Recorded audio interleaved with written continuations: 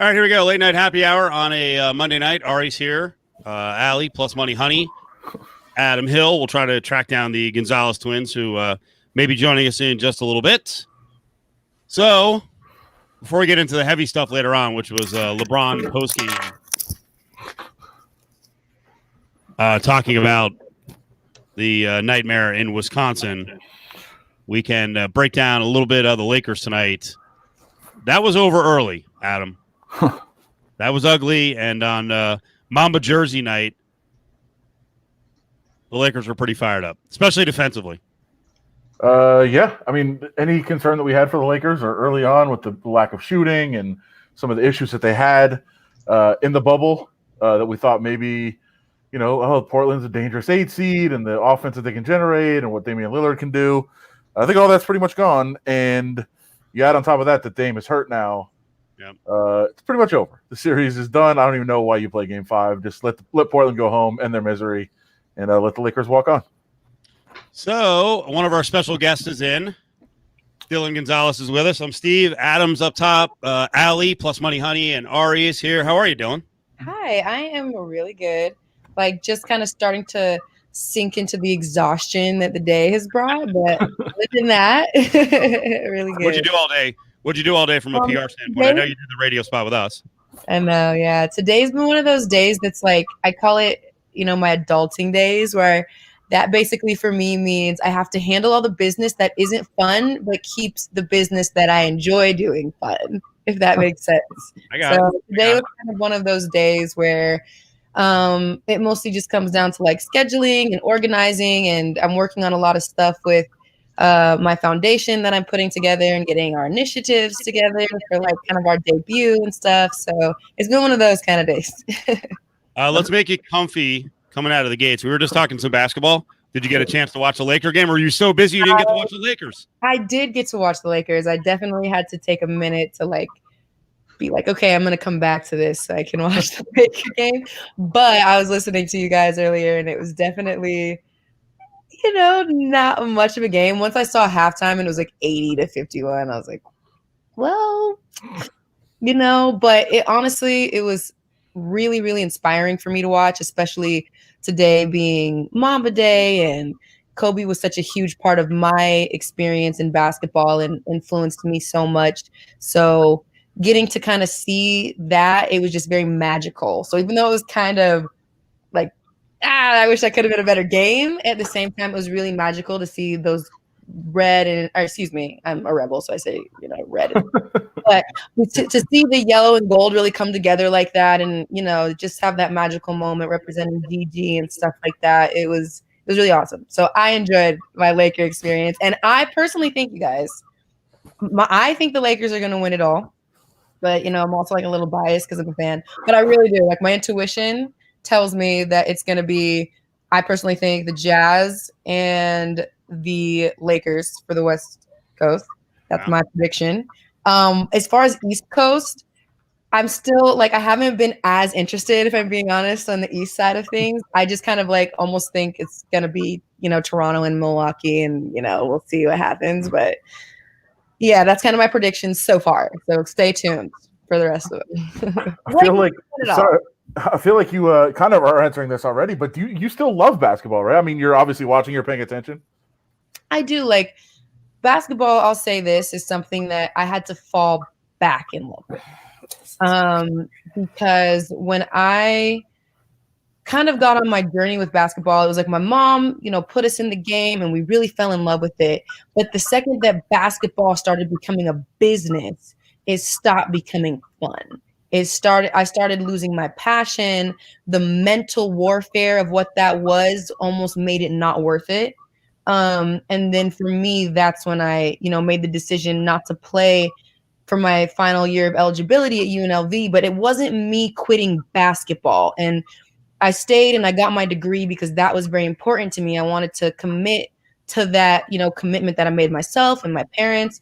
But when it came to my 5th year, everything inside of me was this year is going to be the biggest delay of your life if you continue to do this because you're no longer doing this for you. You're doing it because you feel like you have to, and you have this brand around you that everybody knows you as is just basketball. And the pressure of that is going to be what makes you feel like you have to keep doing this. Let me get into that. You're talking about that last season. Like now the rules have kind of changed, right? So if the rules have been different, is the end of your career different? Yes, absolutely. And I honestly think that the NCAA needs to take responsibility for stuff like that. Because we should not have to be forced to have to choose the things that we're passionate about. Especially, I can understand, and I really do respect the structure. I respect that, we have to try to teach kids and understanding what the, world kind of looks like outside of what you knew as a kid, and trying to really prepare us for adulthood in that way and disciplining us. Like that part of it I can respect. But the part of it that I started to really have a problem with was how much control needed to be had by them. So it was almost like you really do start to feel like you just signed your life away, and that once you're committed, you're like, it's like jail, like you're committed. Like you have to do this, and if you don't, then goodbye, good luck to you, figure it out. If you want to transfer and this isn't for you, then it's like, oh, we got this the spectrum too, because now you're disciplining me for not making a choice that I felt was my best choice a year after, I'm 18 years old, and you're just kind of like, make this decision for the rest of your life. And then you're going to punish me for wanting to change my mind about that. And I feel like that's really unfair, especially when coaches just get to bounce around and do whatever from university to university. I feel like I'm hogging a lot of questions. I'll let Ali and Ari jump in a second. But I do want to follow up on that and talk about that, because for those that don't know, I've seen some questions on the chat about this. You and your sister obviously were basketball players. UNLV also had career opportunities outside of basketball that you weren't really allowed to pursue because you were student athletes at UNLV. You had to kind of make that decision. That's part of it. You talked about a lot of other things going on too. It wasn't just that solo decision. But we talk about college football and college basketball players all the time. How much money they bring in, all the endorsements, all the TV stuff, and they can't take advantage of it. The NCAA gets to keep that money. On your end of things, and I don't want to get you in trouble or what do you want to talk about. You and your sister were absolutely marketed by the athletic department of UNLV. Like, hey, come watch women's basketball. Dylan and Dakota are here. Yes. Like, this is it. They were using his. I don't know if it's the right word. I'll let you say it.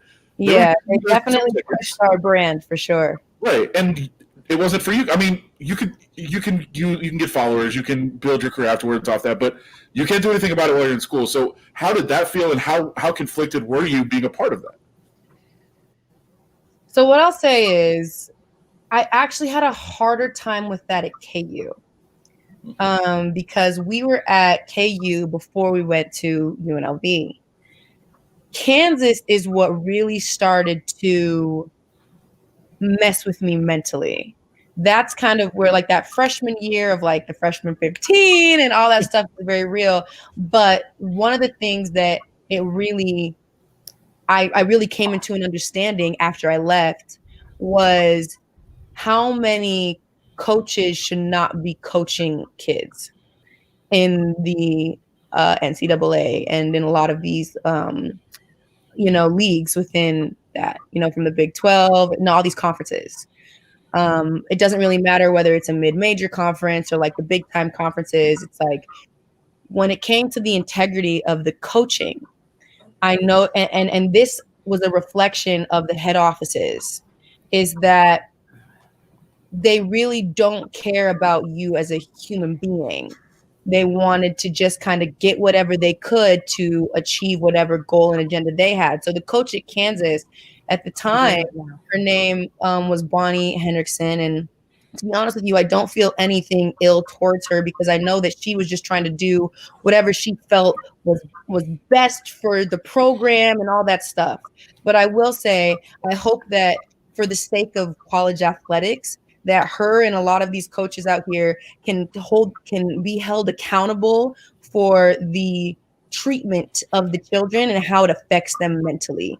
And a lot of coaches don't want to take responsibility for that. But there were some things that were going on at Kansas that I can't really speak about fully that were really messed up, like that they kind of did to Dakota and I know they did to so many other players. And one of the things that I will say, because this does need to be said, even for the record, is when we were deciding to transfer, their offices, the compliance offices, they kind of had been feeling that vibe from us. Like, I knew I was going to leave, and I kind of put my sister in a position where I was like, hey, I'm out of here. Like, I can't keep staying here. It's not good for me mentally and all this stuff. Like, it's not worth it staying here. I need to go somewhere where I feel like they care about Dylan and not just a position being filled, because this is just not healthy. It's not a good environment, and I'm going to lose myself here, and I don't want that to happen. And I hope that you can at least understand that or come with me, because, you know, you are my partner in crime and in life. We came in this together, and I want to play with you as long as we can together. So that's when we decided to, you know, transfer to UNLV. But when we were doing that, it still makes me sick to this day, because I know it happens to so many kids. But basically, we were friends with somebody who was in the compliance office, who ended up calling my mother and telling them that the director of operations at the time, she went into the offices and was like, the Twins want to transfer, find what you can on the Twins so that we can, you know, get the board in here, and we can self-report them to the NCAA for them to lose their eligibility, so that they don't even want to go through with the transfer. Not even kidding. They put us in that position. So when we called, my coach was like super two-faced, and she was like, oh yeah, it's all good. You know, it's going to be a smooth thing. And she was never that way. She was always like a militant kind of coach who was not personable, and who was like, honestly, just again, it's very about her own agenda and like keeping her job and all this kind of stuff. And Dakota and I were like number 13 and 14 or 12 and 13 of her last 15 recruits to be transferring out. So at this point, it's like, oh, she's getting desperate to try to like keep us around. And at the time, you know, all of these schools, they got their skeletons, and somebody's holding something over somebody's head somewhere for them to be allowed or capable of doing this kind of stuff. So when we went in to have our meeting, we told her that we wanted to have it together. We did not have any lawyer representation. Our parents are not there. We have no one with us. We walk into the offices, and my sister, they looked at her and they were like, you can come in first. It's one at a time. And I said, but we want to do this together. And they were like, So then I kind of started getting anxiety, and I was like, oh, this isn't going to be good. And I'm just an 18-year-old kid that's like, what's going on? All of a sudden, from my experience, my sister comes out. She had FaceTimed my mom, or called my mom on the phone and kept her on the phone. My mom, I just hear her cussing, and like, it was just not good. And I was like, oh boy.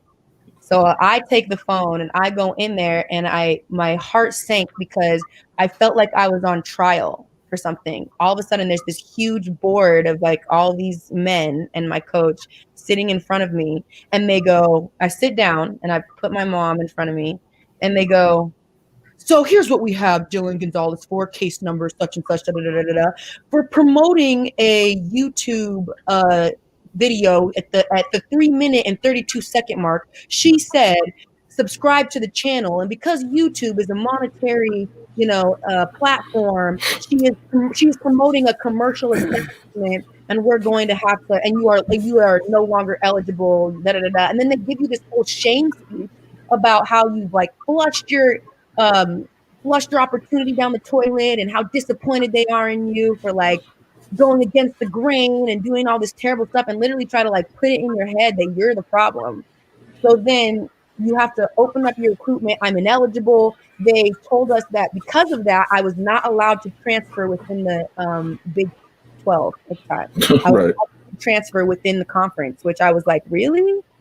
Like, that's crazy. Like, you're punishing me already for wanting to leave. Now you self-reported me so that I won't leave, because at the time I was considering going within the same conference, just because in me I felt like it would give me that spark to like beat the team that, really kicked the passion out of me. And that would have gave me like some kind of satisfaction at the time, I guess.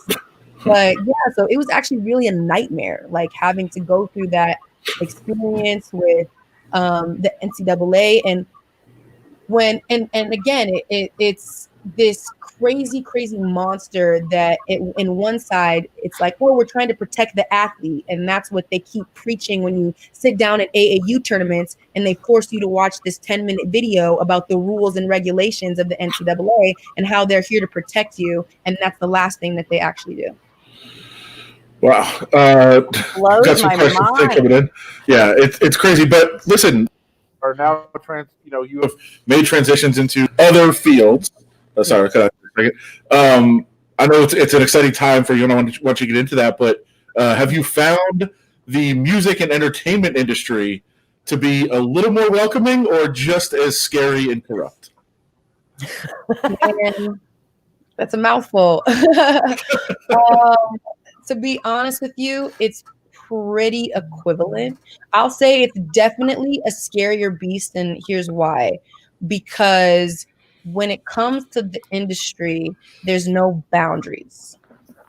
So all the business and all this stuff that's having to get like handled and understood, and this chess game that you're playing, that you're having to learn, but also figure yourself out and stay true to that and what that means. And there's almost so much information that it can be like an information overload of like who you're supposed to be as an artist, because there's almost so much freedom, that it's almost like, whoa, like you have to really find your direction and know who you are. So that part of it is what's scarier about the industry, is that if this is something that you're really passionate about, you have to really be about it, and you have to really lay your foundation of who you are as a person walking into this.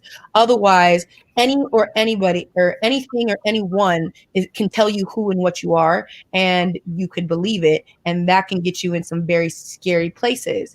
And that's where you see a lot of people who struggle in the industry or who don't fulfill their potential and stuff like that, because a lot of people end up forgetting who they are and where they came from or why they're even making the music in the first place, because everything has become so convenient for our generation that I think we've forgotten how to work hard, and we've forgotten what it really means to have value behind things. We've forgotten integrity, we've forgotten our morals, we've forgotten our values, and that kind of stuff gets amplified in a place that has no boundaries, like a music industry or just entertainment industry overall. And you come across a lot of those people, and it can scare you because you're like, oh my gosh, could I end up like that? And you're looking at it and it freaks you out because you're like, no, I just want to do what I love and be great at it and let people feel the love that's in what I do.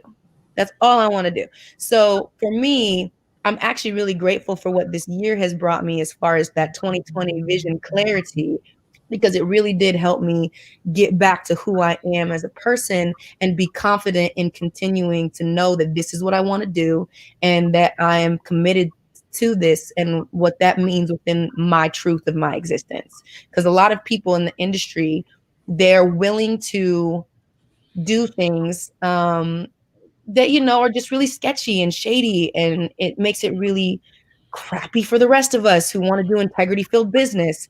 And so you're having to navigate through these vicious waters of people with bad intentions, and then maybe people with good intentions, but you got trust issues. So now we're going to have to take all this time to try to figure out if I can really trust you. And that's the part of it that's been hard. And one of the biggest lessons that I learned is, and this is just a universal understanding that I came to, and it's pretty much the law of karma, which is that we live in a free world because we're free to create, but not because we're free of the consequences that can come with those creations. And a lot of people, they don't understand that. And that's why you have to really set your intentions for whatever it is you want to do. And that's why for me, leaving basketball, it was almost like I sacrificed one love to prove it to my other love, and to prove it to myself, and to prove it to all these people who have nothing but negative things to say about me and my sister and our game and our decisions and this and that. And it's like, I wish you could spend a day in my shoes, because you have no idea. We have some listener questions that I'm going to answer this if you see it up there. What music artists are you currently a fan of, and maybe who are your influences? And then Ari, I'm going to turn over to you for a question. He's our music guy, and I think people are nervous that you're not actually alive and that you're just kind of here. So I'll let you ask the next question. All right. After Dylan gets to this from John Carvelli about a music artist you're currently a fan of. Ooh, okay. So to be honest with you, I've been really listening to like a lot of underground music, which is mostly like kind of obscure R&B sounds. Like I'm really into those kind of vibes. Like they're super chill. One of my like current artists that I've been really bumping is obviously Drake, because we're big fans of the Six and Drake, and he's been big fans of us for a very long time. He showed so much love and so much support to, our careers in both basketball and music. And so, and then on top of that, he's just like a genius musically. And I can't deny that I just basically love everything he puts out. And I was kind of like, can't you just like put something out that I can like criticize you on, so that I can know that like you're still a human being? Because sometimes I just feel like I don't even know you're such a genius. But it's really inspiring to me. So even with all the stuff that he's been putting out recently, definitely been listening to that. And of course, I've been listening to a lot of Pop Smoke, and that's the video who we just did. But I want to make something like very clear to people. Pop Smoke is somebody who I was more than a fan of in his artistry. And I think that's where people can get, again, really confused about, is because they don't understand that I don't have to agree with everything that Pop Smoke stood for. And I don't have to agree with some of his lifestyle choices. But what I do know is I won't deny that when we met and we got to make music together, that he was an amazing person, and that and we had a real connection, and that I will respect him for his artistry and his accomplishments. And, I might not be able to sing every word to every song, but I can really feel his realness and his truth in them. And the least I can do is respect that. So for me, I wanted to really listen to his stuff, not only just because it's like, oh, like I'm about that life. Like I'm not going to pretend like I'm somebody that I'm not. Like I'm really not about that life, which, like I'm gonna be honest about it. But what I am about is, again, love and support and respect. So I always try to listen to music, not only as an artist, you have to listen to it from so many perspectives. I also listen to it as a student. So like some of the things that I listened to the stuff that he was saying, and like what that meant to the culture, and like where he came from, and like how I can even understand that and them, and then be able to put that in my music in a way that resonates with me from what I heard from him. So that's kind of like mostly been my waves. And I always have to listen to myself, because it's just like watching game film, and I gotta and you gotta love it. You really do. If I don't want to listen to myself, who the heck else is going to want to listen to me, That's true. All right, go ahead. I was going to ask about Pop Smoke. You answered most of my questions, but I was curious, like, so you knew him before he passed. Yeah. And then, so that's how you guys ended up on the video? So what's really crazy is, I'm gonna tell you guys the story really quickly, because I know I'm long-winded. So thank you for your patience. But basically, Dakota and I, we got the amazing opportunity to honestly make history for ourselves, and we really don't give ourselves enough credit. But it's so hard to like talk about yourself without, the outside judgment of people being like, oh yeah, So. But like, honestly, I'm very proud of us for the things we've accomplished, like musically and everything else. And one of the things that was so historic for us was signing our record deal. Because when we left college, we're just like, it was almost like walking into a new world, with our 2 bags in our hand, like, okay, where do we start and what's next? And so we ended up signing a 5-album deal under Universal Music Group. And we have a very interesting dynamic, because we actually are doing business and kind of in sync with 3 labels, because we're signed to Stephen Victor, and he was actually at the time like getting promoted to run basically all the stuff over at Universal Music Group and RYs. And then he started his own label. But then because Universal Music Group isn't a distributing label, we had to pick a label underneath them who we wanted to distribute our music through. So it was like, Def Jam, Republic Records, Island Records, all these different labels that we got to be like, okay, so who do we want to have distribute, and like who do we feel like really sees our vision? And so again, having to basically go through the recruiting process, and I definitely was taking a lot of the things that I learned from that and like applying it to this. A lot of the things that we learned from the recruiting process, we put into that. Basically, we ended up signing to Steven, getting to do all this stuff for Republic. And when we had our very first big Republic meeting, we went to New York, because that's where the headquarters was, and that's where Pop was at. And Steven had always been meaning to kind of get us to connect, because Pop was under his label, and Pop was doing really well on the East Coast at the time. Like his song Welcome to the Party just became #1, and he's really starting to get this buzz. He's starting to get a bunch of stuff around him as far as being a hot upcoming artist. So Steven was like, I want to make the play of putting them in the studio together and just see if they vibe and they want to create something together. So Dakota and I had been working on a song with our manager A&R. His name is Alexander Edwards. We were working with him in the studio, just writing this kind of very R&B record. And when I got as familiar as I got with Pop, he was really not doing anything in the R&B wave. So I was kind of like, this is going to be interesting to see if he, messes with it and wants to be a part of it. And he didn't actually know Dakota and I were twins. So I was in the booth and I was recording, and Dakota was outside kind of listening, and he comes in and I just kind of see everybody filtering in, but the windows that I was behind, they were like tinted, so you couldn't really see me, and the lights were down. So I'm like singing and doing all this stuff, and he's just thinking Dakota's listening to a playback of herself. And then all of a sudden I go, yeah, I think I have to just recut that one. I'm gonna try it again. And I just see him go. And then I was like, yeah, let's run it back. And he goes, there's another person in there? And then he was like, yeah. And that's when we really got to know him, because everything was very playful, and he was so lighthearted. And he listened to the song and just our passion that we put into it and how much fun we had making it, that he was like, yeah, like this is a no-brainer. I have to do it. And he went in there and he kind of started singing and doing some runs. And I was like, what? I did not know this version of you, because all I've ever heard was a really hardcore version of you.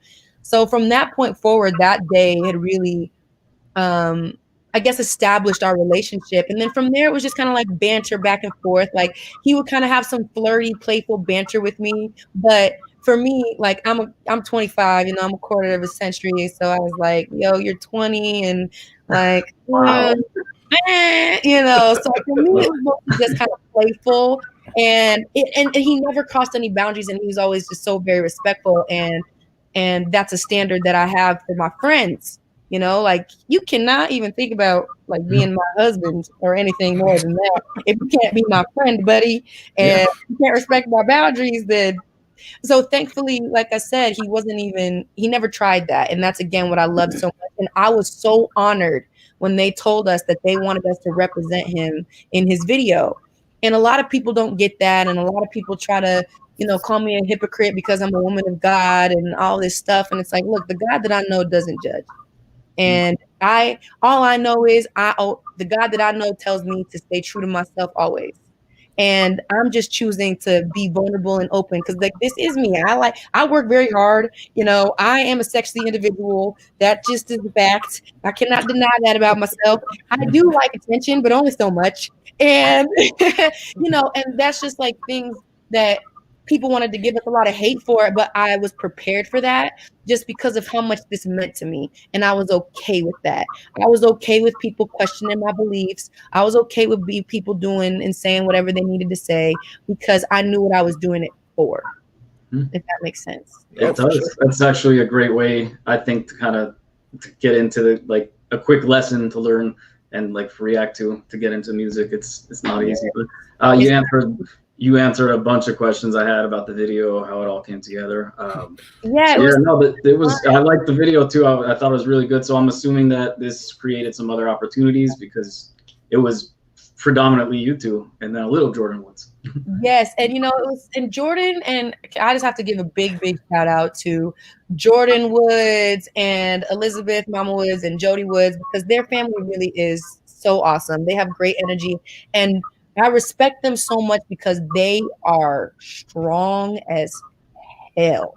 Like they are strong, because even getting to learn them and their stories, and like you just really realize how important it is just to be kind, and that it really costs you nothing to be kind, and why it's so important to always just like, just love on people, because you never know what they're going through. And I got the opportunity to talk with Elizabeth about, some of the things that kind of she had went through, like through this year, and some of the hate and stuff that they were getting.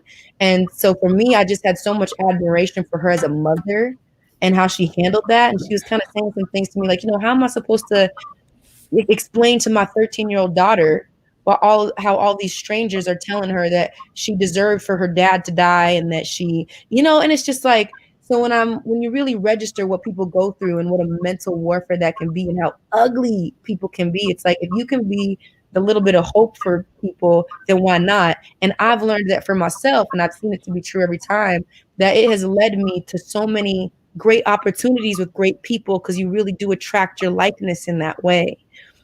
So now I'm getting really excited because we have, like, I can't really name drop yet, but we have some stuff in the works with some people that from this opportunity that we had with Pop, they were already kind of like out there, like the seeds were planted, but like we hadn't really started watering them and really doing the gardening with, these other people that we were kind of trying to do stuff with.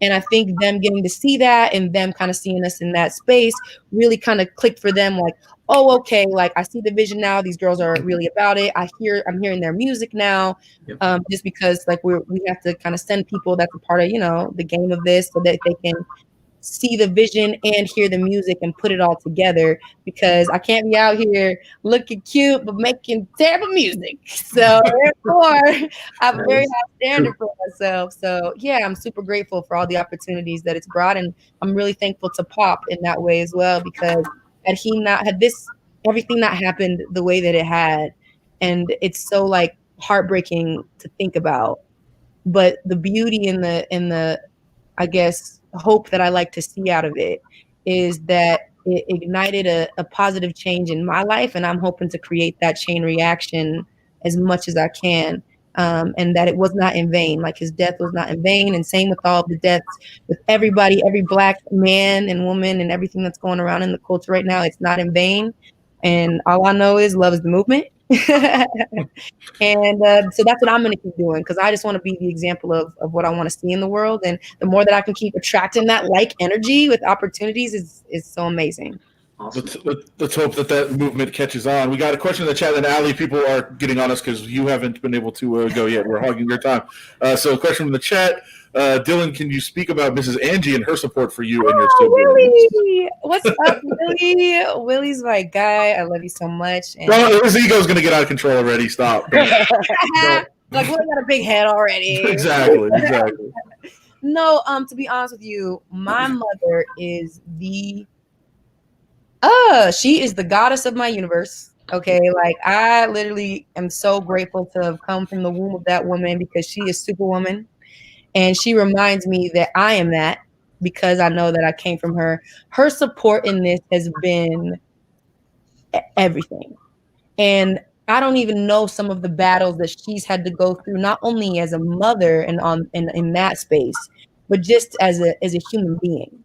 And now that I've become an adult and I'm starting to understand again this adulting and like what kind of things really are, and how my mom was in this space, like I'm kind of around the age where she started like having kids and things like that. And I have 2 dogs, and I'm like, I don't know how you did it. I need so much help with just them. So for me, my mother is everything, and she's also a huge part of my why. I cannot wait to buy her beach house, because she just loves the ocean, and it brings her so much peace and so much happiness. And we talk about it all the time. Like even when we were playing at UNLV, and I would have my days where I was like, man, Mom, like I just don't know if I can keep going. And she was like, I need you to keep going, because remember, we're gonna get a beach house, and we're gonna play volleyball, and we're gonna do this and do all the things that you love to do. And so for me, like I really try not to get emotional when I talk about my mom, because her and my dad, but like my mom for real, she's really the one who took on the responsibility of raising like Dakota and I. And I came from a big family, but in the dynamic of how I grew up, my mother and my biological father were not together. And my biological father came from like a completely different world than my mother came from. And I'm finally coming into the understanding of both of those worlds. Like, especially now that I know my daddy and I really am his daughter, like for real. And we got to reconnect, and it's crazy how much time can pass and how much you can be so much like somebody without, like, just because we're like, I'm him. But so I'm so grateful to him. But again, my mother's really the one who showed me who the head of the household was, and showed me how to be a strong, independent woman, and showed me that you don't need a man, and that, that has to be earned. So, man, like, I can't wait to just spoil my mom for the rest of her life. For real. And speaking of your mom, wasn't she like a legend at KU? She scored like 1,500 points in 3 seasons and then like went and played pro in Germany. Yes. You guys don't know this. These twins have quite the pedigree. It's so good to meet you, Dylan. I have done stats for UNLV men's and women's basketball. I statted your whole career. I watched every home game that the two of you girls played.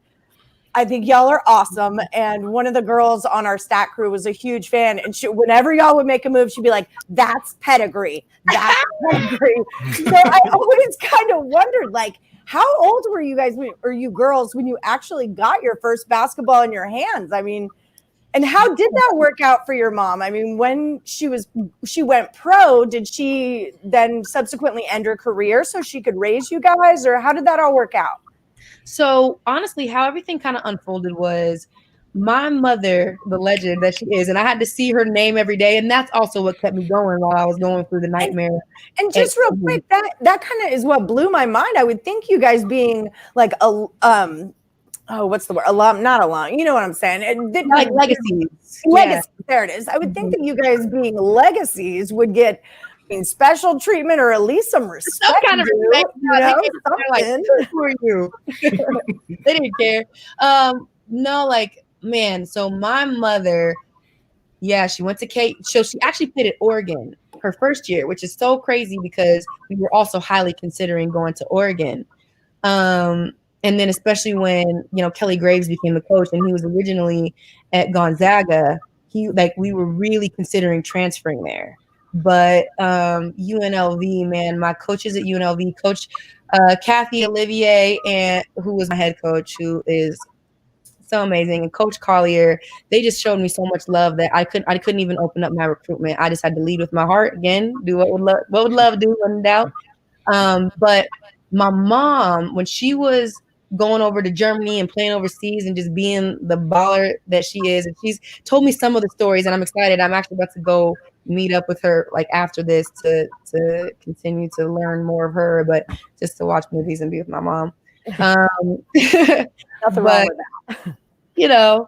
But when she went overseas, she just started missing her family, and she kind of started to be like, okay, what's my next steps? Like, what do I want to do with this? Am I just gonna like stay in Germany? Because she was an all-star over there, and she's like,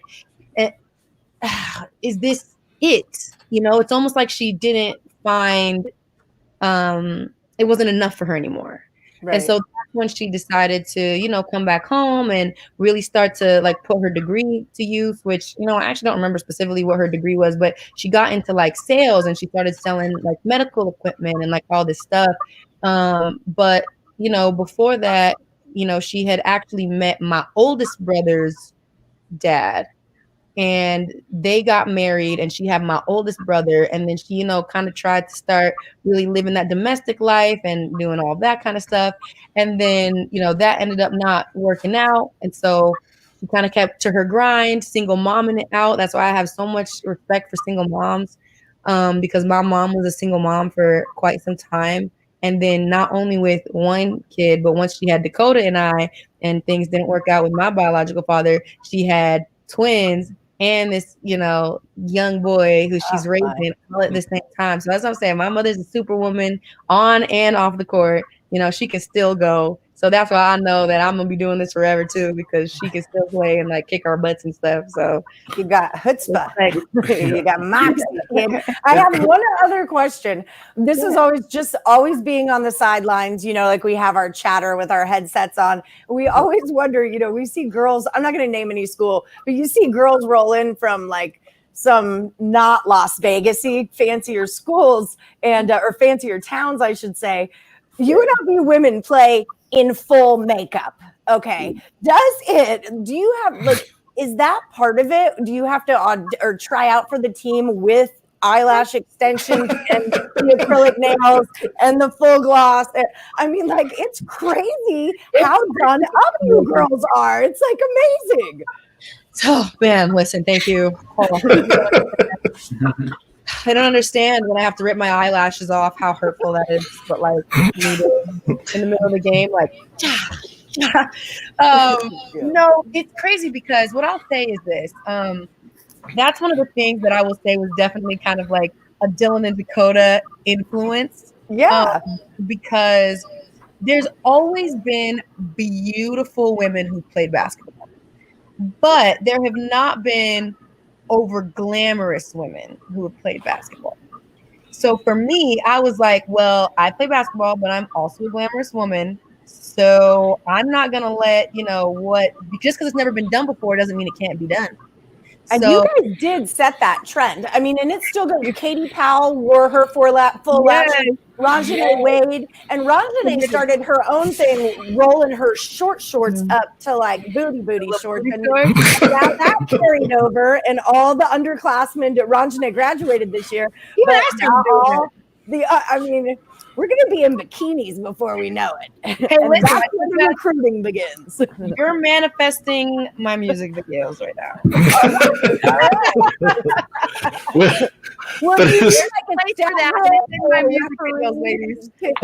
In your video, I'll be your stat girl or your referee or something. Just let me know. Heck yeah. Perfect. It's crazy. It's so cool. And honestly, I'm so like honored that I gave people like it really is such a badge of honor for me to know I gave people permission to be able to be themselves within sport. And I think that's just really important. And so when I see the girls out there doing their thing, their little eyelashes and rolling their shorts up and stuff, I love it. But I also love the girls who choose not to do that, because that's them still also staying true. And it's not a trend. It's literally just people being who they are in the sport. Well, it's counterintuitive. You think like I'm going to work out, I don't want to put makeup on, but like it's like walking in heels, right? I have girlfriends that only wear heels. That's it. And that's how they roll. And you know what? They have the best asses of any of my friends. So it's, I just started learning how to dance in heels. I thought basketball messed my feet up, and I'm like doing this dance and stuff like, through it. No, but it's the coolest thing again to see, and now for me to continue to be inspired by that through like RJ and everybody there, and I love the squad so much. I always represent the Rebels. I'll always go back there. I'll always keep watching the games, even the Aces. Oh, I see you, girl, in your boots up to your mid thigh. I see you, girls. They strut in like they're on a catwalk down the sideline, like hey. Heck yeah, I was like, hello everybody. Oh, y'all own it. Hey. Well, I'm here. So in case you missed it. In case you missed it, 2 6-foot identical gorgeous twins walking in. I know. And it's it's so crazy that you say that though, because and it just and I thank you because it really brings so much joy to my heart to just like be, I guess, praised, for lack of a better word, for that, because for a very long time it was almost like because I stood out, people told me I shouldn't try to stand out more. And what people didn't get was I'm not trying to stand out more. This is just who I am. Like it's just like, because it's an anomaly to people to see, right. You think I'm like doing this for attention, or that I'm, trying to impress somebody or have some kind of motive with it. And it's the only motive is making sure I always stay true to myself. That's all you got to do. That's it. All right, Adam, go. This has been unbelievable stuff. I also want to let Dylan go. We want to tell people where to find everything that she's been working on. But a couple quick ones from the chat. Are you done playing basketball? Absolutely not done playing basketball. Okay. I'm just started. All right, there you go. That's good. Also, What was it like for you the first time you saw your name in like a quote unquote tabloid? In a positive way or negative way? Either way, the first time you saw your name pop up, you were like, "Whoa, what is this?" Oh man, honestly, so the first time I saw my name, this is so crazy because now that you asked me that question, I'm registering what that was for me, because the first time I saw my name in like a tabloid was probably like the newspaper back in high school, and I was so proud, and I was like, ah. But then as I continued to get older and to see my name in a positive way, I almost became like a little desensitized to it because I didn't realize what I was really doing. Like I didn't realize that I was like trailblazing, like I didn't realize that. It just kind of started becoming something normal in my lifetime to see my name in paper about, and the Gonzalez twins did this, da, da, da, da. And then hear people, tell me how terrible I am. So I just got so used to that. But when I first saw the negative comments, it was like my heart sunk, and you get this feeling of anxiety that's like so hard to explain, because as much as I don't care about what people think, I do at the same time. And I don't want to ever like misrepresent myself or be misrepresented, because that's like, again, my legacy. And one of the things that Eric Tolliver, who was the director of compliance during the time that I was at UNLV, one of the things he first said to me when I walked on campus was, he asked me, what's more important? He said, your reputation or your character? And I was like, hello, my character. And he was like, your reputation, because it doesn't matter what kind of character you have if people don't know you by that. Wow. Good stuff. Well, where can people find your stuff, and what's coming out soon? Okay, so you guys can definitely find me on Instagram. That's where I am my most active. It's Miss_DYL. And also, like, from that page, which is like my plant page, you kind of get to see all the other pages, so I don't have to sit here and be like, at this one, at that one. Because I have quite a few spaces on Instagram, like a poetry space, an anime space, a space for both Dakota and I, and Dakota has her space, just of outlets of expression. Twitter, it's 2Gonz, it's IIGONZ_. And but like I said, everything else you can pretty much find on my Instagram. So. You got big stuff coming up too, right? I do. So right now we're right around the corner of dropping our first single, and we wanted to do it. I was saying this earlier when we got to speak on the radio. We were going to drop it on the 28th this month. But then, when the video came out, and I just really kept registering how much it really meant to me, and the respect and the time that I wanted to give it to shine before I kind of came in and like took the spotlight away from it, I guess. Like, I really want to give it its moment. I feel like it deserves that, and I owe it that.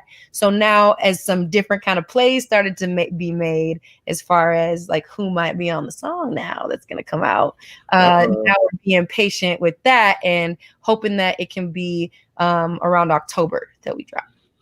I'll get you ready. A lot of our listeners are going to hit you with rhymes with. That means like you don't have to say it, but you have to say what rhymes with. Don't do it. Just ignore them. They're idiots. All of our listeners, so they want to know that, but you don't have to tell them that. We appreciate it. Dylan Gonzalez, all those spots, we put them up in the chat as well, so you guys can find them easy and just click on those spots and look for big things from Dylan and Dakota coming up. Thanks, Dylan. Thank you guys so much. It was an amazing night. So much love for all of you. Thank you for providing this opportunity for me to really speak. I really appreciate it, for real. Thank you for doing it. Yeah, all right, guys. Until next time. Yes, for sure. We'll catch up right before it comes out, for sure. Bye, guys. Have a good night. Yep. Steve's coming back. She's a well-spoken young lady, isn't she? Very good. We know we had her on earlier, so good stuff. We didn't have enough time with her on radio, so we want to make sure we did that here as well. Hope you guys got to enjoy some of what Dylan has going on, and definitely some stuff coming up. As Ari said, the video is out, which is great. You can check them out on all their social media accounts as well. Look, a lot of thanks for Dylan for coming in. Now Ari wants to look alive. Yeah. Ari is here. People said her setup was a lot better than Ari's. She did have a good setup. Yeah. Better than all of ours. Yeah. Everyone's setup is better than mine. Well, your only concern is blocking that hole you punched in the door. Oh, why'd you punch a hole in the door, Ari? He's got a microphone blocking. Why'd you punch a hole in the door? That's where we're going with this. So I wanted to ask her about some local artists. Next time you book her, you can ask anything you want, right? We'll get her on. Someone said I did. I didn't book her. Someone said I get 1,400 for it. Was it? Oh yeah. Someone wanted. We got you $700 for the mass smoker. So for one of the Gonzalez twins, you get 1,400. Yeah, I feel a little gypped because I thought we were getting both Gonzalez twins. I know there's some miscommunication. Like, we're just gonna say Dylan is the better one because she's the one that joined us. I agree. Those girls drive to the hoop like nobody's business. Like these gorgeous faces would transform as they would like drive to the hoop. They were beasts, man. They would. The funny thing about both of them is that they do play freaking really hard, right? You mentioned all the makeup and everything, but they were really rough players. And frankly, like I was going to ask her, but when you think about it, Adam, the fact that the NCAA effed them over, right? Because they should have been able to make money doing what they do and still play college basketball and enjoy a fifth year. The fact that they decided to leave probably cost KO her job eventually, because I think they would have made the tournament if they had come back. And then I don't think KO is blown out if she makes the tournament. And then has a couple of years after that aren't great. She probably still has her job, but I wasn't going to lay that at the feet of Dylan. Thanks, Dylan. Great job. Rajane came on that year. We could have rocked. We talked about it very early on in that conversation, but the new NCAA rules basically, if they were in place, 3 years ago or whatever it was, they wouldn't have had to leave. So long for that to happen too. Michigan Wolver, the Fab Five was who really put that idea on the map of like, we need to get paid to play. And that was so many years ago. This is so outdated. It's not even pay to play. And you're right about that, but it's not even that. Like all they wanted was to be able to pursue their music career while they played college basketball. Like they didn't want to, obviously they wouldn't mind getting paid to play basketball, but they were like, hey, listen, this is great. We have a modeling and music career going on that we're not allowed to make money from because of eligibility reasons. Like, you don't have to pay us. Just let us make money elsewhere. Well, it's like what she was saying, though. They use the brand of those twins to market UNLV women's basketball. I saw in our comments, it wasn't like women's basketball at UNLV was bringing in all the dough. I've been to the games. It's, I get it. But if I'm one of the twins and they're my picture splattered all over everything and I'm not, it's still, so you're making money off of me and I can't make money for myself and I don't get a cut of the money you're making off of me. Go after yourself. Right. There you go. Hey, Ari, who was the Pop Smoke guy? He's an art. It was a new artist out of Brooklyn and he got killed and he was like, he had a lot of potential. I feel like that's a cliche. Like every time someone dies, it's like, they were going to be amazing. He really had an interesting style and he had a nice buzz and it kind of happened right when he was on the precipice of really doing some good stuff. So it is what it is. But she made a great point. It's an optimistic way to look at it. Like he didn't die in vain and things like that. So. All right, ready for the next few minutes. Here's some wild card topics. We can talk NHL. We can talk about a second N-bomb mistakenly tweeted by a white media member. We can get into one of the greatest snippets of a speech we've ever seen, Kimberly Guilfoyle. Oh, my God. Or we can all talk about what our experiences are in terms of cuckolding, like Jerry Falwell Jr. There's a lot on the table. Cuckolding? I want one. What's a cuckolding? No, you don't. You don't know about Kimberly Guilfoyle. Let's save that one. Since you don't know about it, and the chat room could get crazy on it. I just looked it up. Wow. You didn't know it? Neither one of you knew what that was? Cuckolding? I've heard that word. No, not cuckolding. No, the story itself. I just. Okay. Is Ari not? Of course, I know that, but not the story, of course. Would Ari be the guy sitting in the corner, or is he dropping the lead? Yeah, he's Falwell. I'm not in the room. Sorry. Ari, What do you mean? Can you guys give me 2 seconds to pee? I'll be right back. yes. Ari's definitely not the pool boy. We know that. I'm not I'm not that close-minded, but I don't think I could get down like that. Just a little much. Little much. Is Curtis really here? I saw in the chat room Curtis Terry's here. That's a lot of pressure for us now. Oh no, is he? And we're talking about cuckolding. I feel so bad. That's what the chat room was saying. Ladies and gentlemen, leaders and fighters. Holy shit. She's already screaming. She's out of control. This is amazing. It really is. Well, So this was the RNC lineup was pretty amazing tonight. Apparently DJ TJ was all amped up. There she is. I don't know what was going on there, but this is Guilfoyle, who used to work on Silicon Valley now on Fox News, and they're not married, right? Her and DJ TJ just going out. No, they're dating. If they do get married, it'll be her third husband, by the way, which this might explain. Why? Because she likes to yell. It's very intense, like for no reason. Okay. Well, she's trying to close out strong. Ladies and gentlemen, leaders and fighters for freedom and liberty and the American dream, the best is yet to come.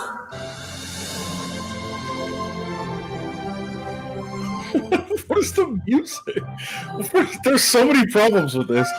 A couple have already been pointed out in the chat room, but okay, she's obviously speaking like she's trying to speak over like 25 million people.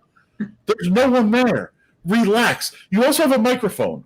You've been on TV for like 30 years. You should understand that. You don't need to be screaming at anybody.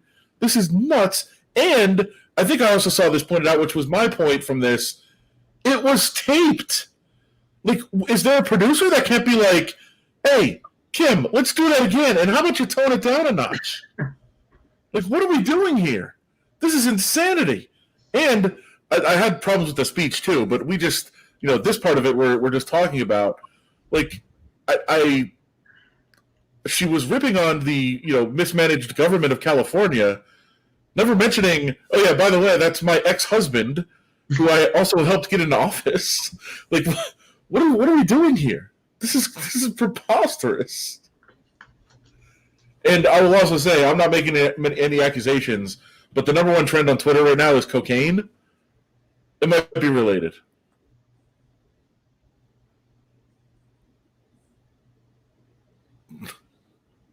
Dream, the best is yet to come. Okay. Easy quiz. Ari, what are you thinking right now? Just, I can't even. I don't know. I actually was thinking that she sounded like she was trying to have like a Rastafarian voice in the beginning. Like she's really. Is this how she always talks when she does a speech? That's my first question. Adam, let me play it for you. What are you thinking right now? The best is yet to come. Okay. For my selfish needs. Come on, Ari. Come on. I was waiting for Adam. I thought this was like an Adam Steve thing. No, it's just a simple radio thing. That is one of our opens now. Oh. The best is yet to come. Okay. I was going to say one of the chatters nailed it. WWE. That sounds about right. She sounds like it's a wrestling promo. Yeah, a little bit. All right. It's weird. It's weird. There's no doubt. Is Adam frozen? I think Adam's gone. Look at this. Huh. Looks like that news. I don't have it.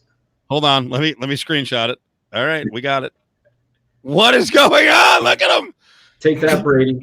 He's frozen. We got him. He's out. That was great.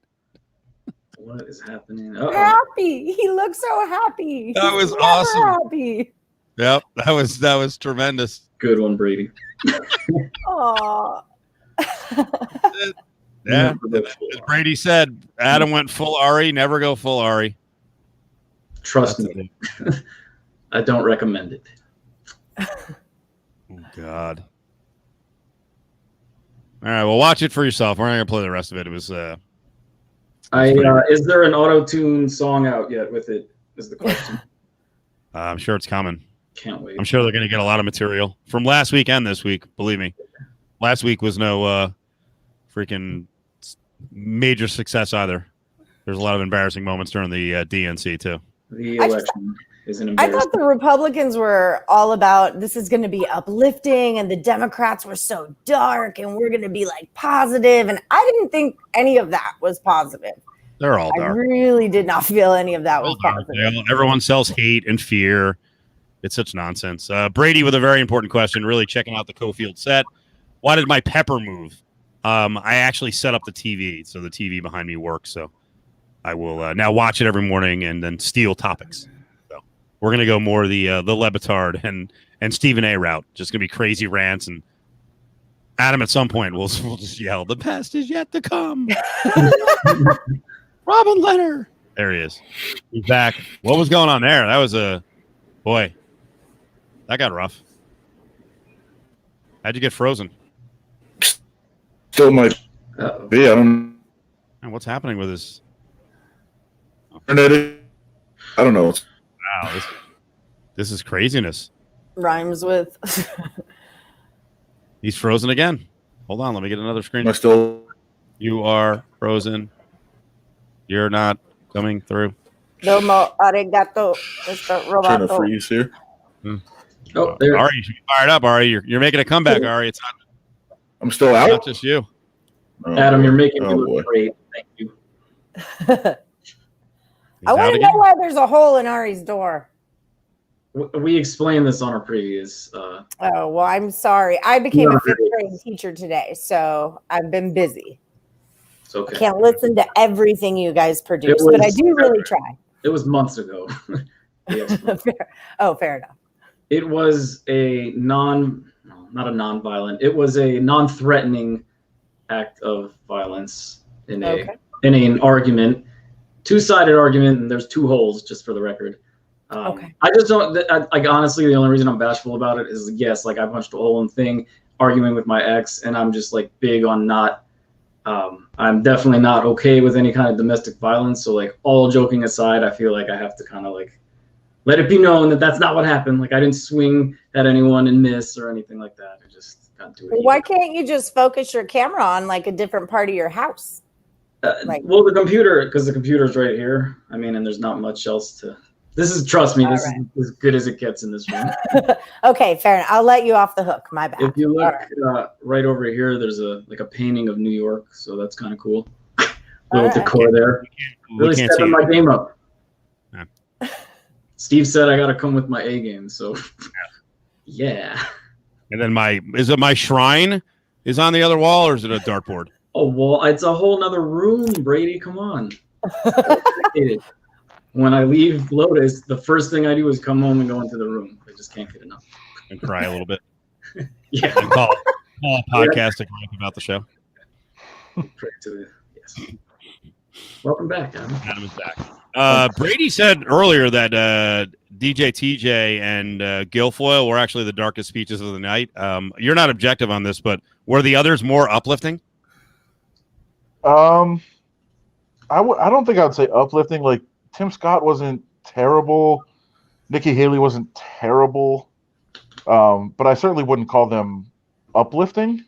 Right. I don't know. Herschel Walker, he tried, I guess. Who's a better speaker, Herschel Walker or his son? Herschel. Okay. I was think impressed he's with not good. Herschel. Also, Yeah, Herschel. you were impressed with Herschel. Why? Yeah.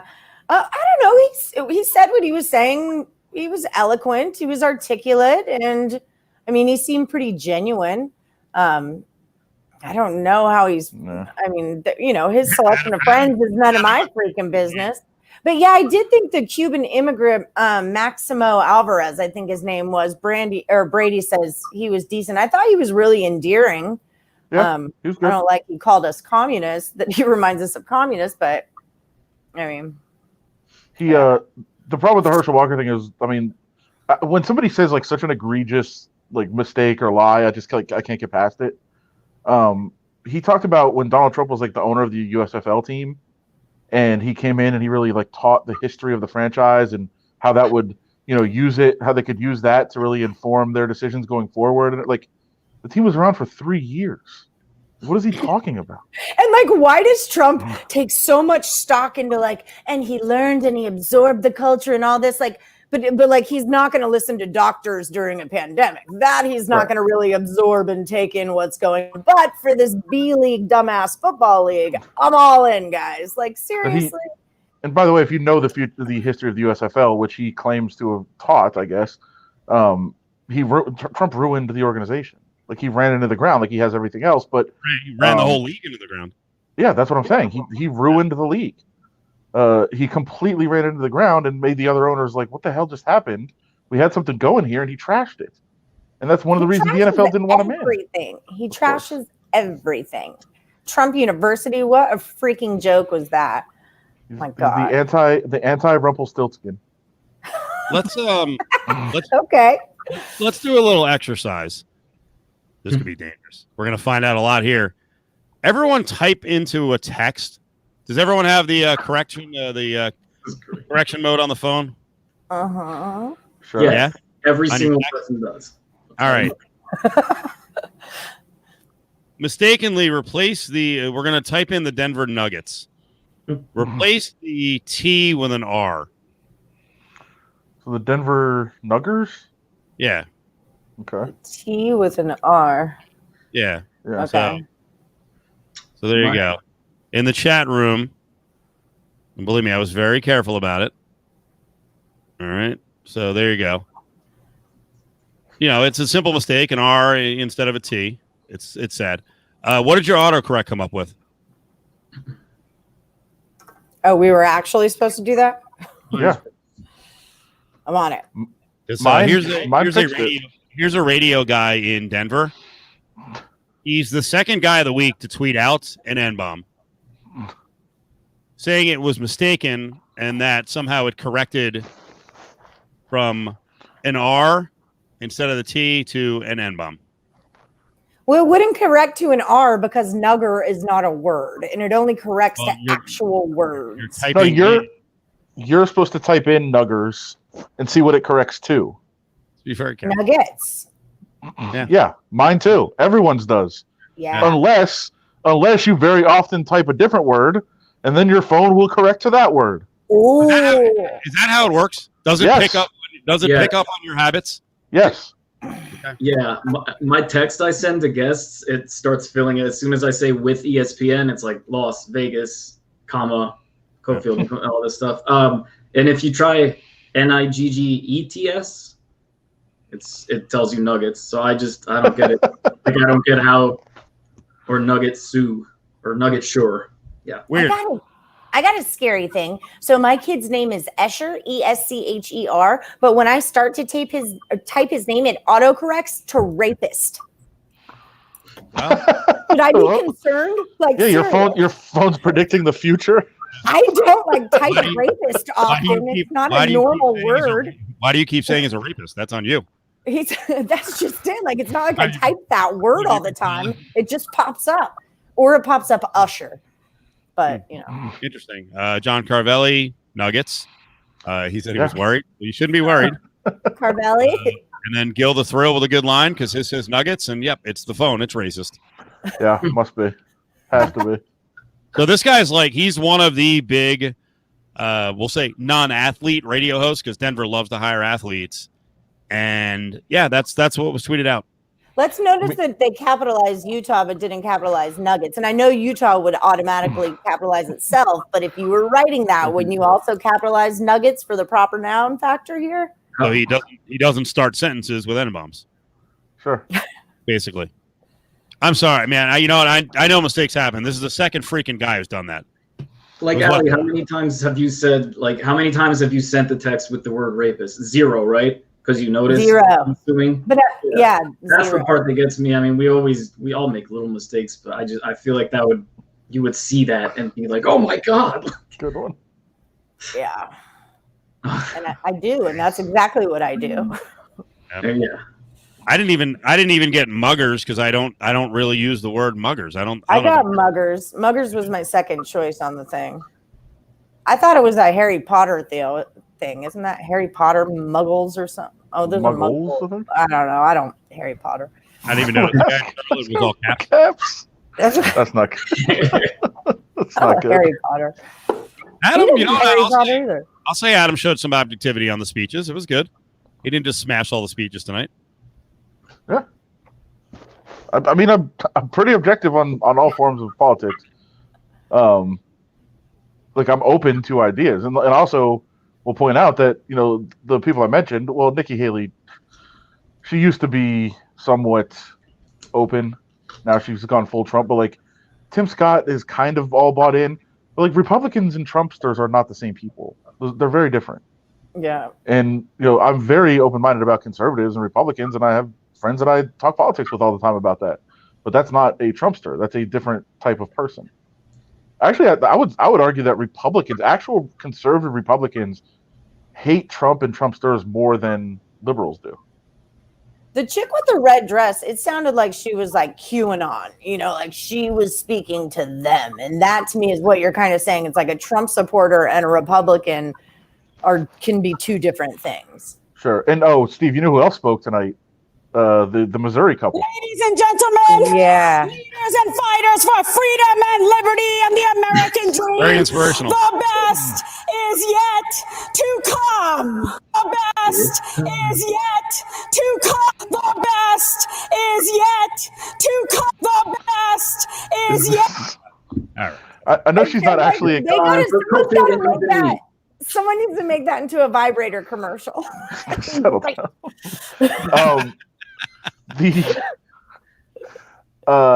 I forgot. The Missouri couple, Steve, was as dark as it gets. Yeah. I mean, and the undertones of racism in these speeches were just unbelievable. It wasn't even undertones anymore. Basically, what the Missouri couple was there to say is, "Hey, you like suburbs and being in a lily white neighborhood? Forget about it. You're gonna have to live with minorities if you vote for Joe Biden." And you're like, wait a minute. I mean, what? Like, what are we doing? This is insane. But that's where we are now, I guess. And that's not a Republican thing or a conservative thing. That's a Trumpster thing. It was scary, but as you said, they talked about being uplifting and positive, and it was as dark as it gets. Yeah. And mocked the Democratic convention for being on tape, and then taped a bunch of speeches. So I don't really understand that either. Didn't someone open shitting on the fact that someone mentioned that the other convention had Ava Longoria opening, and then didn't tonight open with John Voight? Hollywood elite, they don't get us, the regular people. Like, he did the same thing. Is Clint Eastwood going to do that chair thing again? Didn't he just sit like an empty chair on the stage and like say it was Hillary or something? I trust it. Yeah. I will. I 100% will watch Matt Gaetz because I love that guy. What a character! Dude, he is the worst. This is not going to happen. You want the results? Show. Do we do a post-election? Like, it's going to be late. Do we do something at like midnight, 1 a.m? We're going. Are you talking about watching this whole thing come crumbling down for Adam? A live election returns show? Oh my God. There's no way you could do it. Like 6 hours? You would lose your shit, have to man. be You would 6 hours. lose your shit. Oh, Ohio, Florida, Wisconsin, Michigan, Arizona, Texas. Who did I miss? Like the 6 or 7 states when they become official. I'm back. It's going to be friggin' Armageddon for you. I'm actually back on the. I think I'm back on. I'm voting for him. No, you're not. I am. I mean, I know what you're rooting for, but it's already arrived, so you don't. I know, but it's going to get worse. So that's what you're hoping for. You're like the economy is going to tank, and I want to be here. The guy I'm certainly not hoping for it. It's going to happen, and I don't want him to be able to step back and be like, look what happened when you guys got rid of me. Like, you deal with this. You made this bed. You lie in it. And I think he should. I think he should have to. I think Big he's Mac, gonna Big win. Mac's not going to be part of that, so I'm not even sure Big Mac will be. Give the people what they want, Cofield. Give the people what they want. Well, Steve can be Let's watch the their brains explode together. I'll hang lines on whose brain blows up first. Steve can control the electoral map and fill in the colors for us as we go along. Oh, look at this! Kanye won Wisconsin. Okay, we're gonna color that one in with the Kardashian logo. Steve Blitzer all fucking confused and disoriented, not knowing what the hell's going on. Steve Blitzer. But you know what I would do? If I was the only source, of course, I would have every swing state go to Trump just so that you guys would melt down, and then a half an hour later be like, it's split. You guys are okay. Well, I'd have the coverage on, but we're on opposite sides. He's gonna be Biden. I'm voting for Trump. Yes, we're definitely on opposite sides. No doubt. Yeah, Ryan will vote for Biden, and I'll vote for Trump, and we could debate it on that night. You, Ryan. Yeah, I'm telling you, I don't think Ryan will be here. He definitely will not be in state if it goes the wrong way for him. He'll drive somewhere. Yeah, he might be gone before that. Maybe. So much coverage coming up. We have so many good ideas. Good ideas. Sorry, we got Allie all sad. Let's talk. She wanted to do the Jerry Falwell story. That's why. Yeah, exactly. Let's we'll embrace debate. My God, I cannot believe we're close, man. We are close. We are inside of 2 months now. This is insanity. But let's talk cuckolding. Way to close. Well, The segue. I find it a fascinating topic because once again, a preacher is in trouble for, I don't know, I'm not even going to call it like abhorrent behavior. If you like to cuckold, then you do it. So basically cuckolding is, I love the cuckold. I don't know if you do. To my knowledge, I don't think you can. Can you do you can't do the opposite? Of a man make another man a cuckolded of having a sexual relationship with his wife. I mean, you could make your mate sit in the corner while you thump away with someone else. That's basically what it is, but it seems to be generated by the dude who wants his SO to be nailed by someone else, and I guess that's what turns him on. So Jerry Falwell Jr. From the fine lineage of the Falwells, who of the course, esteemed Falwell clan. Remember, his dad, of course, ran the ministry and was in constant battles because of the disgusting nature of people like Bob Guccione and our buddy who ran Hustler magazine. But Jerry Falwell was like one of the central figures in that whole thing about what is smut, freedom of speech, all of that. And now his son, apparently, is he resigning or not? No, the school announced that he had resigned, and he came out and said, "Oh no, I didn't." Yeah. So okay, here we go. Yep. So the story it's a challenge. Back in 2012, he and his wife met a pool boy, 20-year-old in Miami, and I guess they employed the services of this dude to shtup his wife. I'm guessing that he watched most of it, sitting in the corner. And did they go rogue then, Adam? Did the wife and the pool boy just do it without his knowledge? No, aren't those the rules of cuckolding? If you're going to do it, hey, all three of us have to be there. That's what I've heard, Steve. What do you think, Ari? Why are you making that face? Sorry, no, I was reading, and then I also was because I just read a comment from someone about it being not unique to heterosexuality, which doesn't seem like a big deal. That makes sense too. Yeah. Let's do some. Is it ASMR? Is it ASMR or AMSR? I don't know. I'm not into it. It freaks me out. The soft talking and the gentle stroking of the hair and weird things like that. Stop! Please don't do that. I did not see that coming. Oh. Yeah, stop! Don't rub your whiskers. Apparently, it was there was some reporters that were pursuing the story for a while, and there was some negotiation of some naked photos of the wife also. Oh, nice. That started to it is pretty stupid white people stuff. So there's some blackmail going on. It says I don't know how reliable this source is, but the thing I'm reading, it says the story isn't that Jerry Falwell Jr.'s wife had sex with someone other than him. It was that the guy she was having sex with had photos of her, and then Michael Cohen somehow got the photos, and then Falwell suddenly and unexpectedly endorsed Donald Trump. That's from the New York Times. Yeah, that was. We have this tie-in too. Yeah, it was just before the 2016 election. It was just before the 2016 election, and there was the big endorsement of Jerry Falwell Jr. and everybody was like, "That doesn't make sense. Why would an evangelical support Trump? It doesn't make any sense." No. And so it turns out Cohen fixed the naked photo scandal in order to get the endorsement of Jerry Falwell, which is how this is all coming out now too, because it's now we're getting back in the election season. It's a mess. The whole thing's a mess, obviously, and I have seen people that are, hey, these people should not be. And Steve, this is a word you can use a lot now. Kink shamed. They shouldn't agree. They shouldn't be kink shamed. No. It's not about that though. It's about how much judgment they've passed on everybody else for so long. They fucking kink shamed going back to his dad. His dad fought Penthouse and Hustler for dozens of years. And now it's like, hey, whoa. I mean, everyone's got their thing. Don't kink shame. Like, fuck you. Kink shame. Right. Also, there's been a lot kind of trickling out, and I assume it's because this story has been being worked on for a while. There was the weird photo of him with his arm around the girl on a boat and like his pants were undone, which came out like a week ago.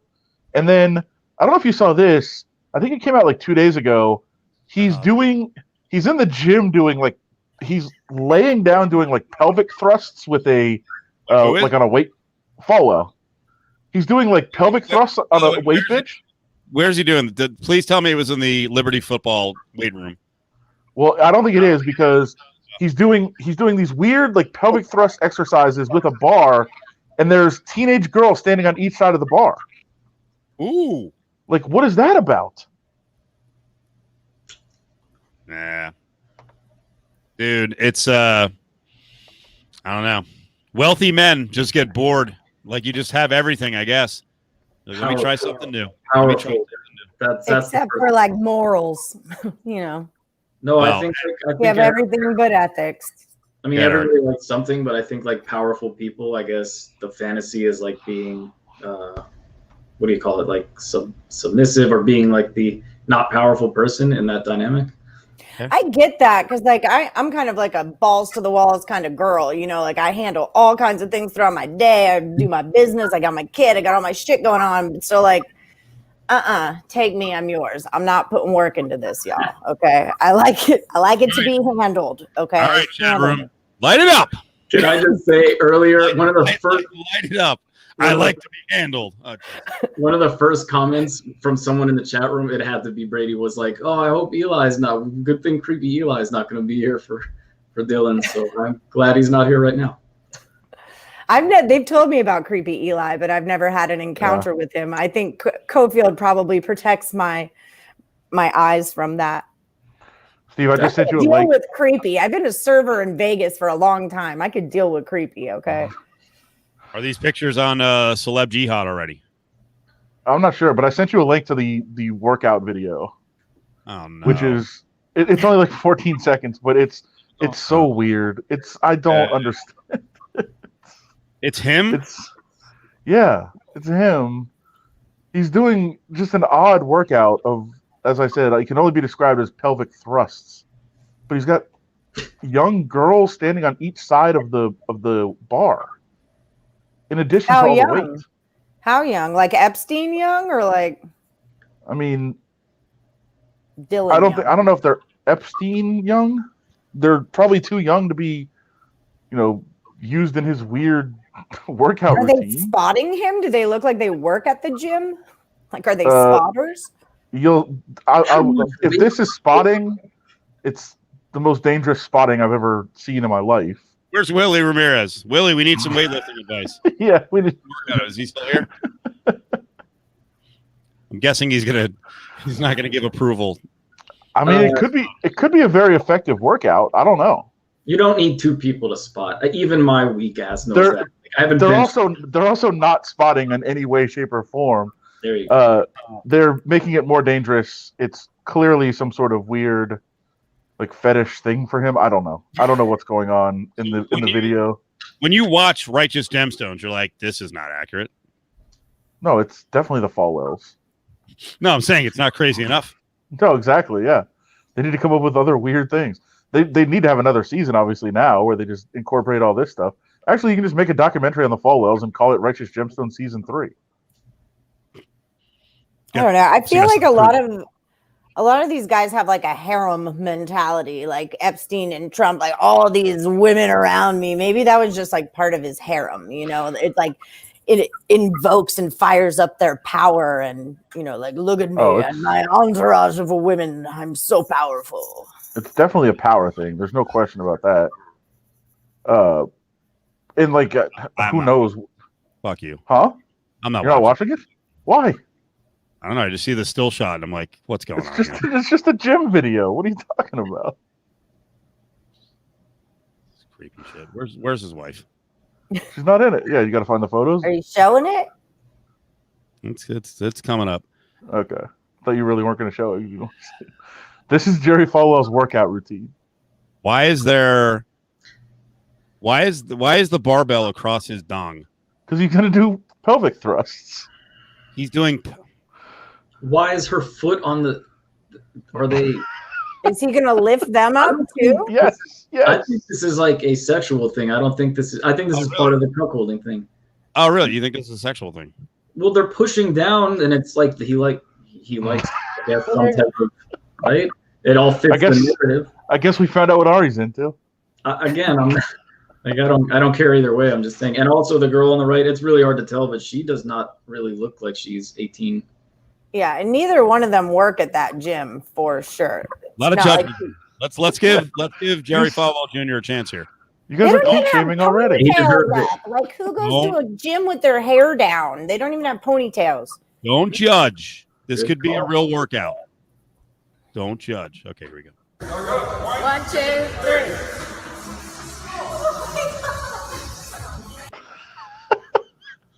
Ready? Okay. And I have to be out of here in 15 minutes. I gotta get ready for prom. What is? By the way, I feel like he's cuckolding in the gym. Who's the guy? Look at how happy the guy is behind him. He's like, wow, those are some really strong thrust. You could really slam a woman from the bottom, buddy. Good job. It's gonna come in real handy when you're watching somebody else with your wife later. If he lifted it with just his dick, though, I would have been super impressed. Like, I would have given him an award for that. This, not so much.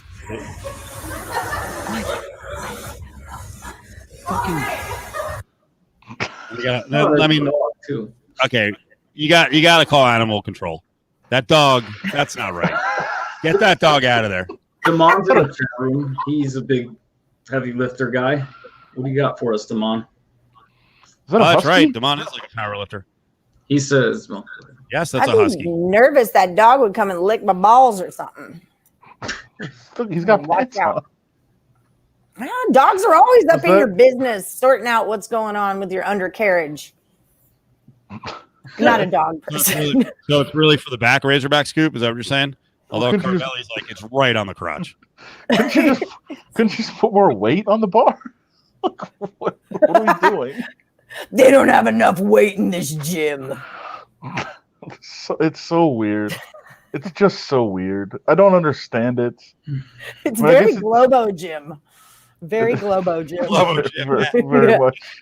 You walk in and that guy's jacking off with a piece of pizza. Like, oh, yeah. Also, that's totally against any regular, like any rules at any gym. There is no way that is.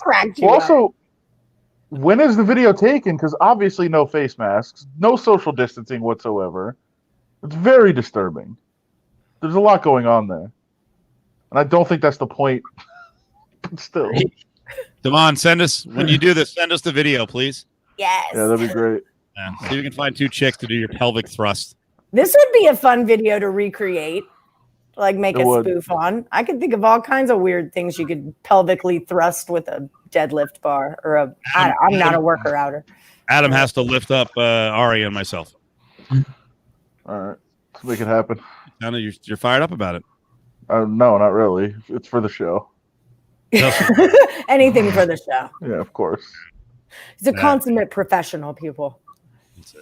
That's it. I'm usually the one who brings the whole thing down at the end. What are you doing? I feel like it was the highlight. We had a request early on. I think it was Carvelli who was like, I need to turn it into a TikTok challenge. Carvelli was saying that we needed to show Karen videos to Dylan Gonzalez. What if we just? She was classy. What if we had opened with this with Dylan? Like, what do you think? Has this ever happened to you and your sister? You kind of come as a pair. Jesus. By the way, I have to say, congrats on if guys had asked any of the questions that Allie had asked Dylan, we'd be done. It would have been like creep. Like you just kept doing it. And you can see Adam in the background. He's like, okay, all right. Okay. No, hold on. Wait a minute. No. And again, Steve likes to just sell me out. You text me and you're like, all right, let's wrap this up. Let's move on. And I'm like, okay, I guess that's my job now. And then you send in the chat like, wow, Adam really wants to jump in here. I'm like, you just told me to. What are you talking about? You started selling me out. He texted me and said, you're on next. Adam knows. It did not seem like you knew. No, he knew. No, it was just the, hey, you wear a lot of makeup. Follow up. Well, like, it's not just that they wear. It's not just that they wear a lot of makeup. It's that they come in like full, like this is makeup. But when you're like attaching eyelashes and fake nails and like your weave is your like, you can see their like weaves were just done perfectly and their cornrows or however their hair was always different. I mean, they were glam. They were like glam squad. And it was amazing to watch because it didn't get like, I would think that my vision would be impaired by those eyelashes or like you're shot by your nails, but like they were beasts. They were beasts and they were gorgeous. It was never seen women wear makeup, but now all the UNLV girls do. Now it's like a normal thing. They've all got their hair done up. They've all got their short shorts rolled up. I mean, they really started something, and UNLV is the only one, at least in the Mountain West that I know of, that wears any makeup at all. Like I said, it's counterintuitive to work out with makeup on. They own it. Nobody else in the Mountain West has Drake coming to their games. Yeah, that was like the one game of theirs at home that I missed. I was not there for the Drake game, and I heard all about it. And you know the other UNLV game I missed, which is the best one ever, was when Katie Powell got in that fist fight. Oh, yeah. And Nikki Wheatley's got her crutches on the bench with her foot in a cast. And Nikki Wheatley chucks her crutches down and like starts hobbling onto the court to beat this chick's ass. Like, that was we're rebels, baby. That was 2017. That was a long time ago. I believe it was one of the not top 10 plays on SportsCenter. Was it? Yeah. I think it was Utah State is who they played. We had there were 8 players suspended. Like that was a hell of a game, and I totally didn't do stats that day. All right, why don't you close things out? Clinton Pope just wants to know what you think about what. Anything. Yeah. Cool. Good stream tonight. You're very snooty on music. I'm sure you've already judged Dylan without even seeing Dakota. So go ahead and I did my homework. I watched some stuff. I mean, they don't have original music really out yet. They have. I saw 2 songs, one of which was like a cover pretty much of the Big Sean song "Blessed." You might have even heard that, Steve. That's the one that Riley Curry was singing along with years ago. They had another song where they were singing. They're good. They have some soul. The production and the engineers, whoever they're working with, are on point and know what to do with them, I think. And they're, like I am snot, whatever, like the standards, whatever. But they are. I mean, they're not a gimmick to me. Like I actually think that if they didn't look that way, that they would still be able to have a music career. So. Did you know who Pop Smoke was before today? I did, yes. In fact, I tried to use his music on the day that he passed. I only got to sneak in one song because production was different that day. So. Brady, you listened? Meanwhile, Anon Ray is making his run. Wow, look at that. Isn't that nice to hear? I never get that. Isn't that nice, Allie? Oh, thank you. I thought he was talking about Dylan. I thought he was talking about Ari. Oh. That's the second time I've been compared to a lady so far this night. Brady said something about me wearing makeup earlier. Oh, that's true. Right. It's okay. They call me all kinds of things. I was a lesbian 2 weeks ago, so who wanted to sleep with pregnant chicks. So you just never know who you're going to be on any given night. Oh yeah, no, it's part of the part of the experience. Yeah. It's good to meet you, Ari. I hear all kinds of stuff about you, but I've never actually met you before. So good to meet you, sir. You too. Oh, sorry. Cheers. I should have done the introductions. My bad.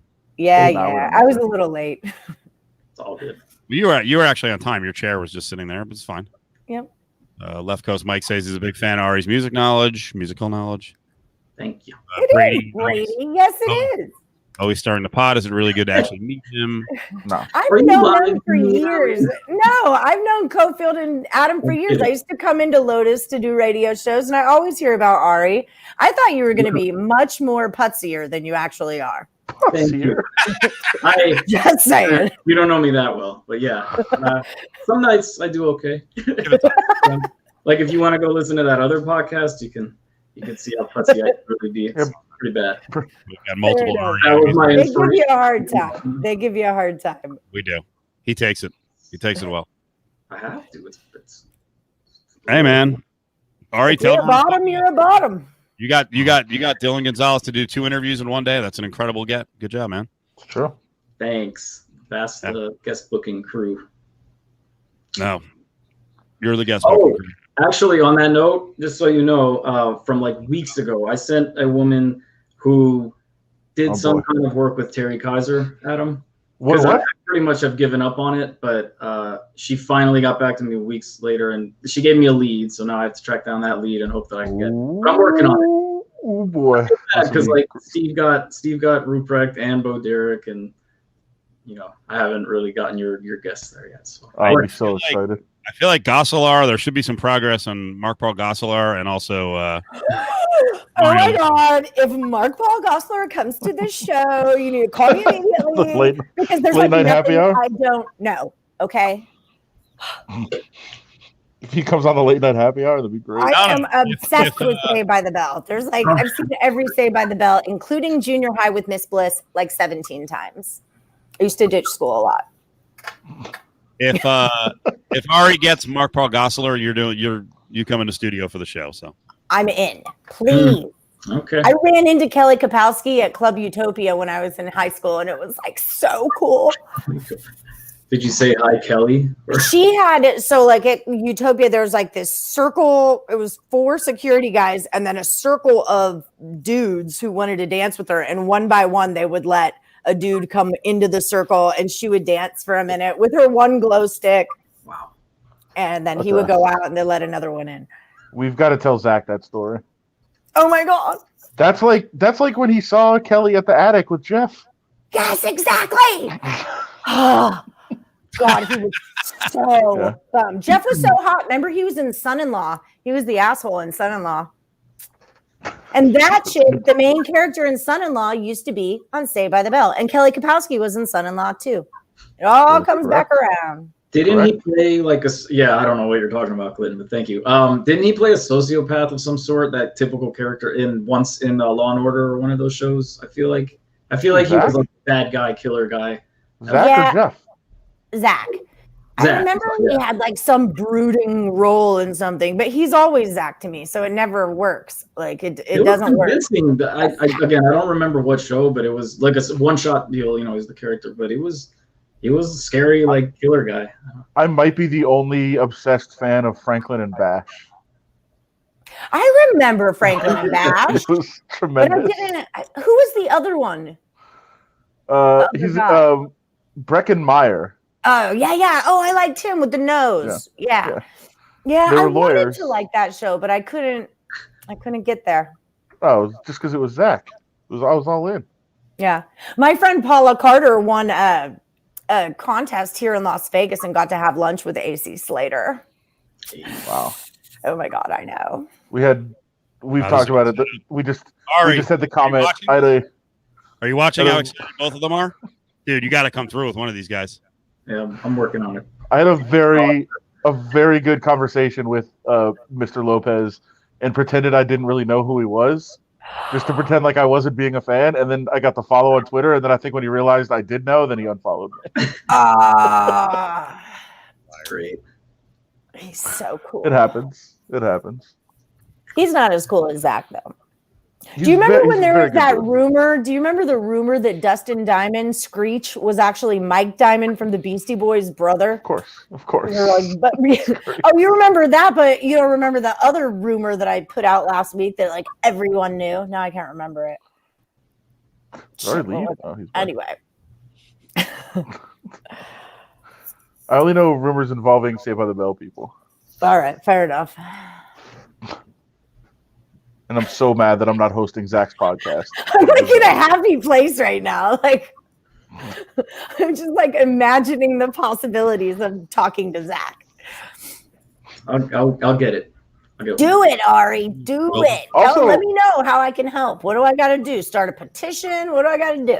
Also, Steve, I feel help. like Steve gave up on Zach to the Future after one episode of the podcast. This last one was pretty interesting because he found the second episode of Saved by the Bell that he reviewed very problematic. Like he was like, yeah, I'm not really comfortable with a lot of this material, which was great. It was Lisa. She got the credit card from her dad for making honor roll, and she got to go buy like whatever she wanted at the mall. And she bought way too much stuff, and so Zach tried to help her figure out how to raise money to pay off the credit card, including selling tickets for $1 that you could kiss her whenever you wanted to, like in the hallway or in the classroom. Boy. And he's like, yeah, this really isn't like in the era of Me Too. Like I'm not really comfortable with this. I'm not sure. Go ahead. Yeah, it was very fascinating to hear that he was just like, yeah, I know I was part of the show, but I don't remember this and I don't like this. Yeah, I feel like with Zach and all of his ingenuity and bright ideas should have been like, Eureka, let's return it. You know. Oh, I think they couldn't because it went on sale or something. Oh, that's a loophole. Yeah. That's a loophole. Yeah. That'll do it. Potentially, we got to might have to do a little review each week of this podcast. Not ours. Oh yeah. Oh, I'm all in. I'm all in. Cinema. Yeah, we're getting a lot of questions, but we're done tonight. We're back Wait, tomorrow. are we getting Saved by the Bell questions? Yeah, we are. Tomorrow night, Alex Crawford is in, so I don't know if he's going to remember any of what happened on Friday night. He was lit. I will have to tell some stories of watching this young man eat. That was an adventure. By the way, to the people that are talking about Zach Morris's trash, the guy who came up with that is actually the co-host on the Zach Morris podcast. Okay. Cofield, can Adam and I have our own Saved by the Bell podcast? Yes. Yeah, we can do it on here. Please. What's his name? I'll get it to you. I'll send it to you. Thanks, Pooh Rob. Thanks, man. We appreciate it. Pooh Rob 52. And we'll go around. You have to answer this. Would you rather slap a puppy or get slapped by your spouse in public? Slap a puppy. Yep. Ari, slap a puppy or get slapped by your spouse? Backhand a puppy. Oh, slap me. I'll take the slap. Are you kidding me? I'm not slapping a puppy. You know, there was a comedian that made a really funny joke about this or like analysis on it that, you know, when you smack your kid when they're in line at the grocery store, people don't say shit because that's your child and you can raise them however you want. But if you hit a puppy or kick a dog people lose their mind that you're mistreating a freaking animal. Kids, bring them up how you want. They're fine. They'll be all right. I